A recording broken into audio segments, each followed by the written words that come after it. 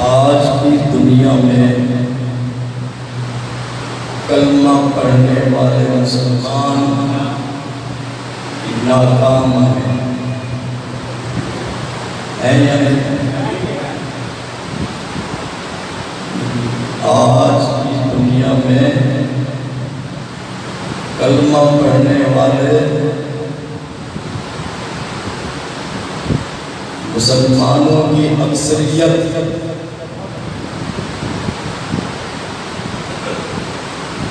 عوام ہو یا حکمران ناکام ہے۔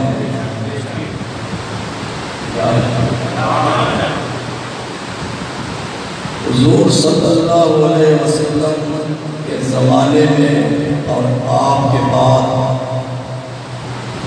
خلفائے راشدین جنہیں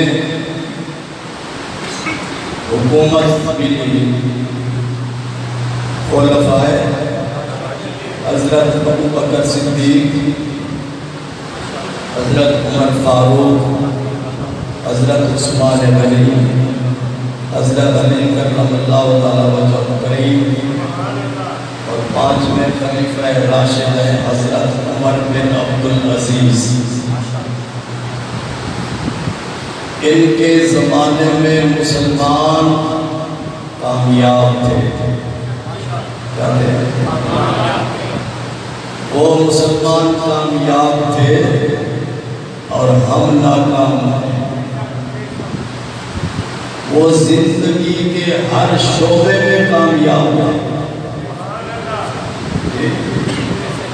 عدالتی نظام ہو، احتساب کا نظام ہو، معیشت اور اقتصادیات کا نظام ہو، وہ کامیاب تھے ہر شعبے میں، اور ہم ناکام ہیں۔ آئیے ہم قرآن مجید سے پوچھتے ہیں وہ کون سا نسخہ ہے جس پر عمل کرنے سے ہم صحابہ کرام کی طرح کامیاب ہو جائیں۔ نعرہ تکبیر، نعرہ رسالت، نعرہ رسالت۔ آپ چاہتے ہیں کامیابی کہ نہیں چاہتے؟ اسی طرح ہمارے حکمران بھی چاہتے ہیں کہ ہم کامیاب ہوں۔ آئیے قرآن مجید سے پوچھتے ہیں وہ کون سا نسخہ ہے جس پر عمل کرنے سے ہم کامیاب ہو جائیں۔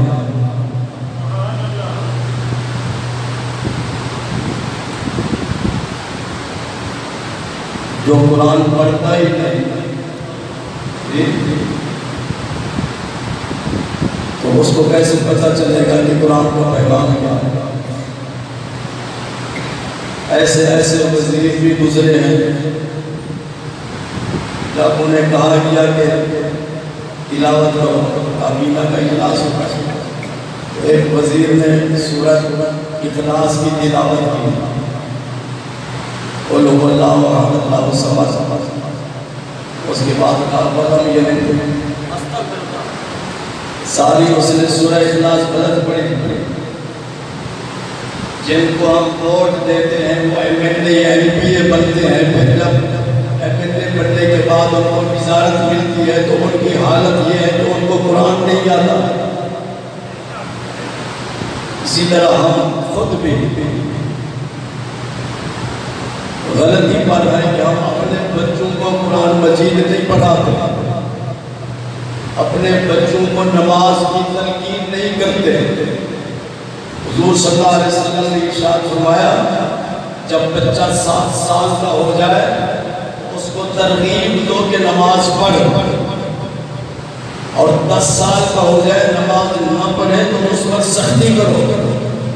حالانکہ 7 سال کا بچہ بھی نابالغ، 10 سال کا بچہ بھی نابالغ پر زکوٰۃ فرض نہیں ہوتی، لیکن حکم دیا گیا۔ کیوں؟ اس لیے کہ جب چھوٹے بچے نماز پڑھنا شروع کریں گے تو جب بڑے ہو جائیں گے تو نماز پڑھیں گے۔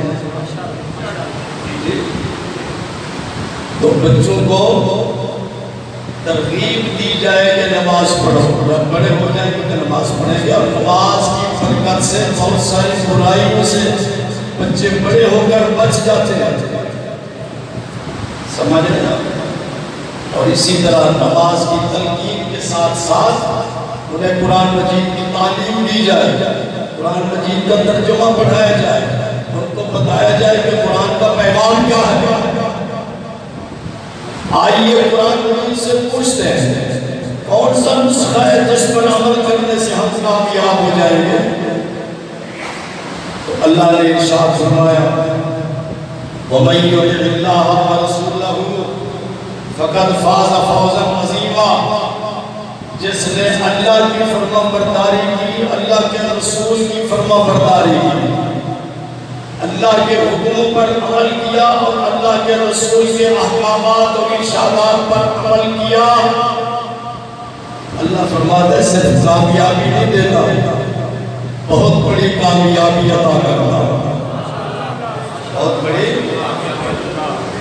آج ہمارے حکمران ہو پوری دنیا کے مسلم حکمران ٹھوکرے کھاتے پھر رہے ہیں، وجہ اس کی یہی ہے کہ ہم نے اللہ اور اس کے رسول کے احکامات کو پس پشت ڈال دیا۔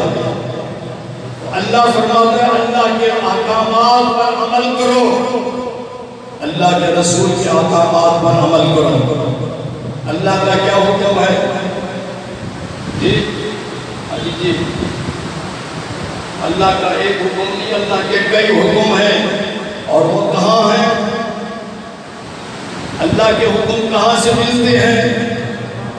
قرآن مجید سے۔ کہاں سے؟ اور اللہ کے رسول کے حکم کہاں سے ملتے ہیں؟ حدیث سے۔ جی اللہ اور اس کے رسول کے حکم پہ عمل کرو۔ کیا؟ پھر عمل 2 قسم کا ہوتا ہے۔ معظم صاحب، عمل آدمی کرتا ہے اس کی 2 وجہ ہوتی ہیں، ایک وجہ ہوتی ہے محبت سے عمل کرنا، کیا؟ اور ایک ہوتا ہے مجبور ہو کر عمل کرنا، کیا؟ ہماری مسجدوں میں حکومت نے کہا کہ ان ہدایات پر عمل کرو، بہت سارے لوگ اور ہدایات میں عمل کرتے ہیں اپنے فائدے کے لیے، اپنے فائدے کے لیے کہ اگر ہم عمل کریں گے تو فائدہ ہوگا۔ کئی لوگ عمل کرتے ہیں پولیس کے ڈر سے، جو اپنی مرضی سے عمل کرتا ہے اس کو ثواب ملتا ہے، اور جو کسی سے ڈر کر عمل کرتا ہے اس کو ثواب نہیں ملتا۔ اللہ کے حکم پر عمل کرنا اور اللہ کے رسول کے حکم پر عمل کرنا، اگر بندہ مجبور ہو کے عمل کرے تو اس کو اس کا ثواب نہیں ملے گا۔ عمل اس لیے کرے کہ اس کے محبت ہے اور اللہ کے رسول کی بھی محبت ہے. اللہ اور اس کے رسول کی محبت کو سامنے رکھتے ہوئے جو شخص اللہ اور اس کے رسول کے احکامات پر عمل کرتا ہے تو اس کو ثواب بھی ملتا ہے اور کامیابی بھی ملتی ہے. سمجھ رہے ہیں؟ اور محبت کا تقاضا کیا ہے؟ محبت کی نشانی کیا ہے؟ اللہ اور اس کے رسول کے ساتھ محبت کی نشانی کیا ہے؟ ادب. کیا ہر شخص دعویٰ کرتا ہے کہ میں اللہ اور اس کے رسول کے احکامات پہ عمل بھی کرتا ہوں اور اللہ رسول سے محبت بھی کرتا ہوں. بھی تو محبت کرتا ہے تو محبت کی نشانی کیا ہے؟ محبت کی نشانی ہے ادب. کیا ادب؟ حضور صلی اللہ علیہ وسلم مرشد اعظم ہے. کیا ہے؟ مرشد ہے، پیر ہے. تو صحابہ کرام نے حضور صلی اللہ علیہ وسلم کے ساتھ محبت کی کہ نہیں؟ محبت کا تقاضا کیا ہے کہ ادب کریں. اور انہوں نے ادب کیسے کیا؟ اللہ اکبر. اگر آپ پانی پیتے ہیں تو اس پانی کو جو بچ جاتا تھا پانی صحابہ کرام تبرک کے طور پہ استعمال کرتے تھے، تقسیم کرتے تھے.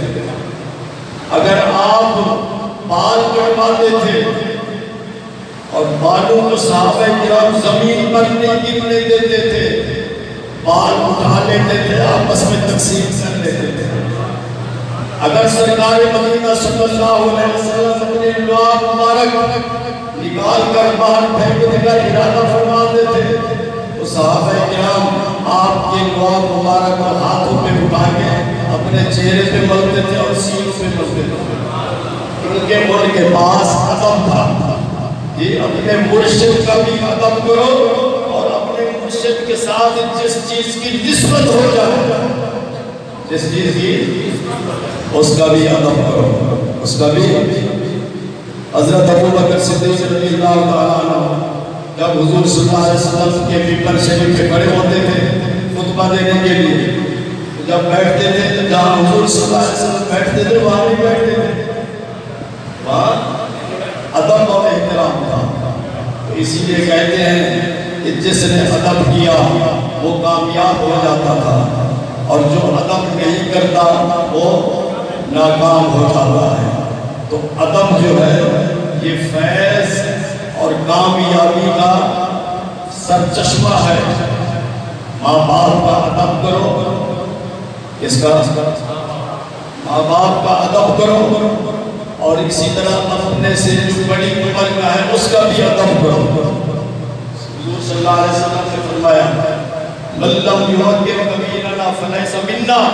جو اپنے سے بڑی عمر والے کا ادب نہیں کرتا وہ ہم میں سے نہیں ہے. مرشد کا تو ادب کرنا ہی ہے لیکن اس کے علاوہ بھی آپ نے ارشاد فرمایا ماں باپ کا ادب کرو اور ہمارے عمر میں سے جو بڑا ہے عمر کا اس کا بھی ادب کرو.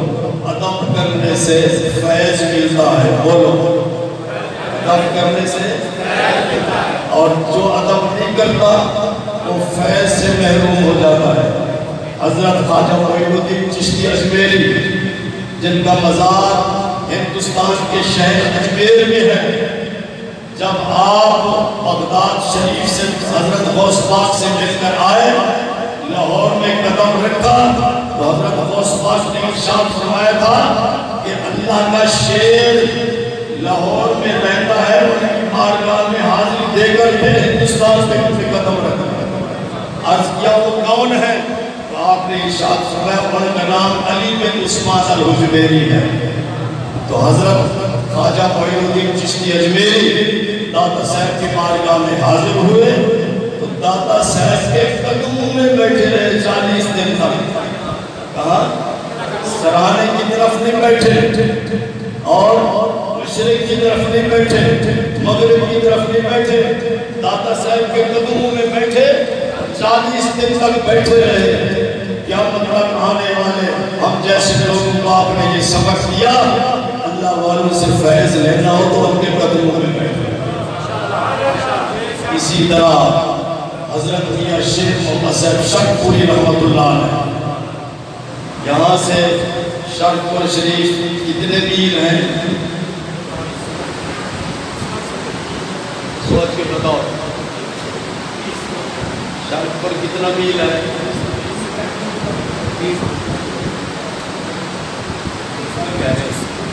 25 میل ہے۔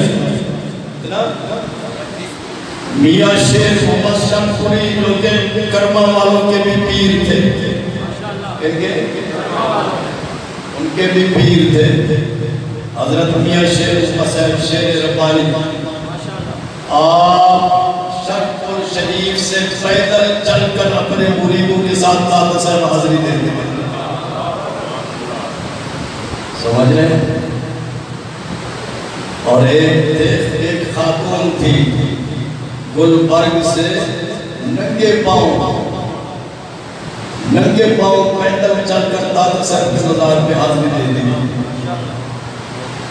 فیض اس طرح نہیں ملتا، ادب سے فیض ملتا ہے۔